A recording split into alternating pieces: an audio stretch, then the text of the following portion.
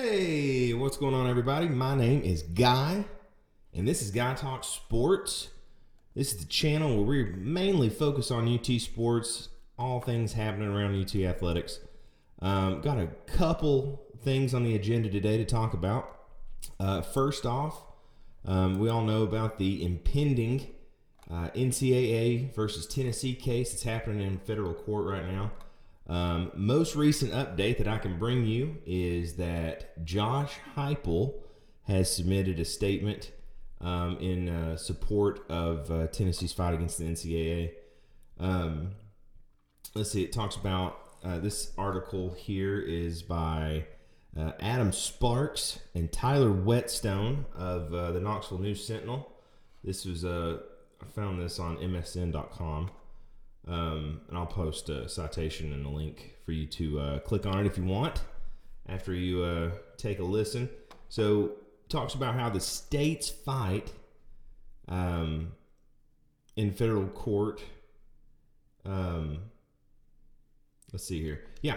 So so yesterday, February 9th, the Tennessee Attorney General Jonathan Skrmetti filed a brief which includes Heupel declaring his support of the preliminary injunction. So there's a preliminary injunction hearing on February 13th before the case gets going. And I believe this is similar to the TRO, the temporary restraining order.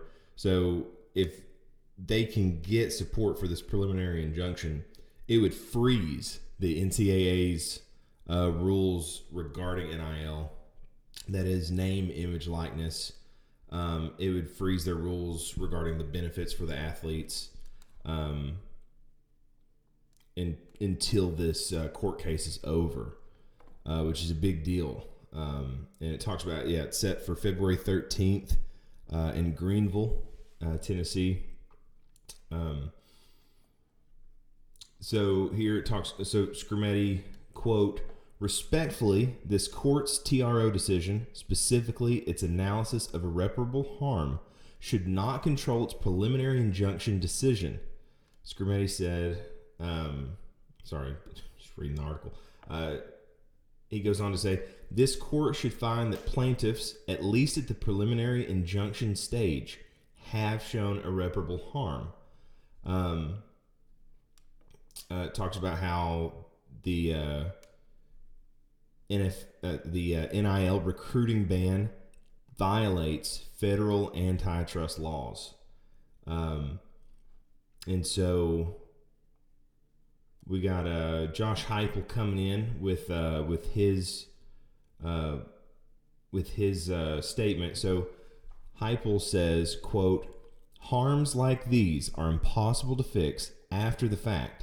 You only get one playing career and you cannot go back in time. These harms can drastically alter the course of an athlete's college education and their professional career, whether as a professional athlete or in another industry." It goes on to say, "Many of these players don't go on, so these 4 to 5 years are all they get. We need to put them in position to make the right choice and make the most of their opportunities." It basically, just summarizing, talks about how not everybody gets to go and play pro, and because of risk of injuries and all that, it's important to secure the best NIL deal that they can to take advantage of it. As not all of them go on, some of them get hurt. Quote, "Recruits often don't know, like we do, the reputation and trustworthiness of who they are working with. Without that information, they can pick a school that isn't the best fit for them based on false promises of NIL that never come to fruition." So he's talking about how NCAA currently is trying to say you can't use NIL to entice players, and so he's saying by letting them use NIL, they can sign these agreements first, get the money, because right now there's that huge case in Florida where they promised that one quarterback, I forget his name, a few years ago, like $13 million or whatever it was reported to be, and ended up that money wasn't there. And so he's talking about how these recruits will be able to sign these NIL deals before they get to campus, or before they get to the university, and that financially that's better for them, right? So Heupel releases a big statement regarding his support for the Attorney General's case against the NCAA. So I thought that was an important update for sure. And because that date's coming in close, that February 13th date. So look for an important decision there. Before we talk about this second topic today, want to ask you a favor. Want to ask you to do something for me. Gotta grow this channel.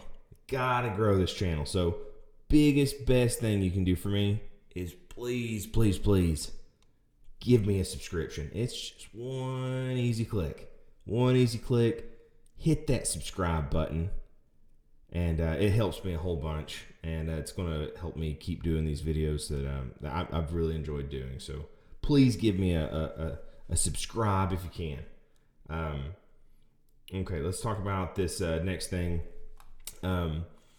This is off of WBIR.com. It was written by, it just says WBIR Sports. This happened yesterday as well. Tennessee football running backs coach Jerry Mack, the Mack man, most likely leaving for, I believe it's a running back's job with the Jacksonville Jaguars. It's one of those things. It's unfortunate. He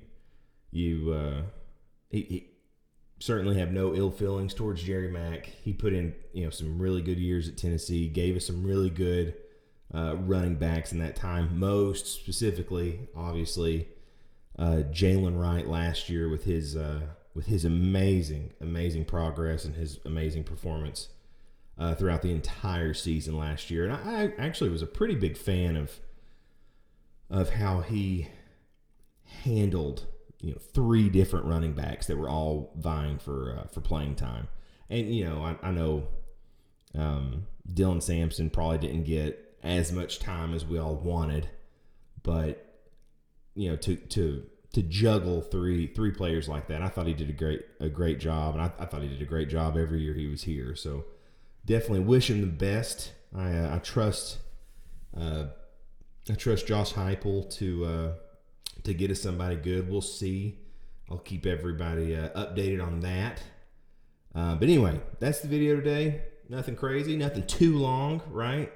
Again, look in my eyes. Please subscribe to this channel. It really helps me out. And that's it for today, everybody. So look for a couple more videos tomorrow. We've got the Super Bowl coming up and all that to talk about. And again, we have this February 13th court case coming in. Also, Tennessee plays Texas A&M tonight. So we'll do a game review of that as well. All right.